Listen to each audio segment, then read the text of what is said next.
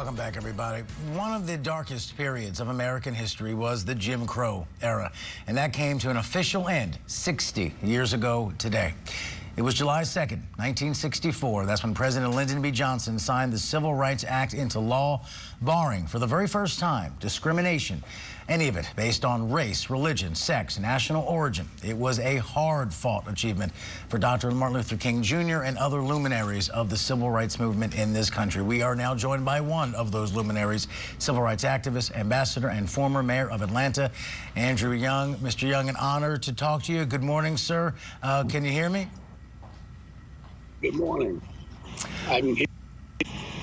Absolutely. I appreciate you giving us a few minutes. We know you stay busy, to say the least. What goes through your mind when we say it's been 60 years since that day you watched LBJ sign that hard-fought law, bill into law?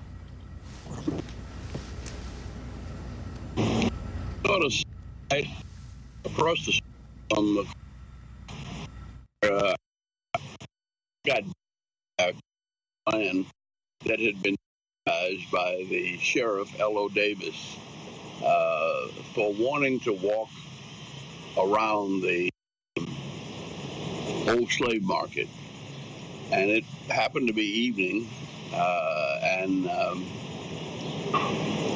there was pending the Civil Rights Act of 1964. And, Dr. King sent me down to stop the movement because I didn't want violence, but not violence. It was being committed by a Klan that had been deputized to commit violence by the Sheriff L.O. Davis. That was later determined a few weeks later in a federal court in Jacksonville by Judge Simpson. And I'll never forget his name because the unsung heroes of the civil rights movement are the federal judges that stood up for the law and that really made democracy possible in the South under the rule of law. I think the present court should remember that history, for that is the history that saved the South and made the South really the leading part of the nation that it is now. Atlanta, less than 1 million people back then, and it's getting close to 8 million now. We have the economy that's probably the same size as Norway in the city of Atlanta, the metropolitan area of Atlanta.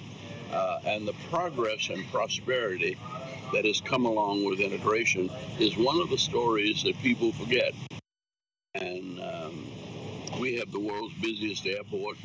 This weekend, we're expecting 400,000 flights coming through, passengers coming through the Atlanta airport.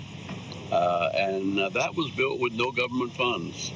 It was built on Wall Street bonds, and it didn't cost the taxpayers anything. And I think you have examples of a creative private enterprise here in the South that's a direct product of the civil rights movement. And I don't know what is going on in Washington now. I understand it, and I think they don't understand what went on here 60 years ago. But the Supreme Court should not be 60 years behind time. And I think all I can do now is really pray for them. And Ambassador Young, I know we have some technical glitches here. You're breaking up a little bit, but I do want to ask you this. Is there a modern parallel to the movement? What would you say in the context of civil rights is the battle of this day and this time? Well, I think that the United States of America has been struggling with the issue of immigration, and ironically, it's the issue of immigration that has probably kept our economy alive from the very beginning. Many of the ideas that went into creating this international free enterprise state basically came from other countries and from people who would be considered immigrants now. There's a gnat, that's what I'm waving. We call it the gnat line down south. And so I'm below the gnat line, and that's why I keep wiping my face. But the court really have found, and there has never been a time when I think of the heroes of the 60s, most of whom were Republicans and Republican appointees by President Eisenhower. But that Supreme Court in 1954 had members that had been active in the Ku Klux Klan. And yet when they came on the federal court, they became American citizens, and they interpreted the Constitution, and they led us through one of the most difficult in our nation's history. I don't see that kind of courage. I don't see that kind of vision. And I'm glad I'm a preacher. And so I'll spend the rest of my days praying for justice in America, and particularly through the members of the Supreme Court. God bless them. Don't send them to heaven. Let them know what's going on here on earth is what's happening in the heaven that hopefully we'll meet in.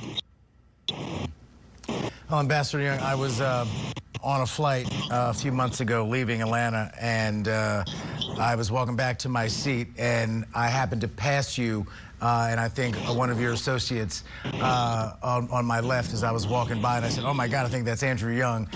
So I will say today what I was too nervous to say on the plane, which is simply thank you for everything, and not just your time today, but your time over decades in making us a better country.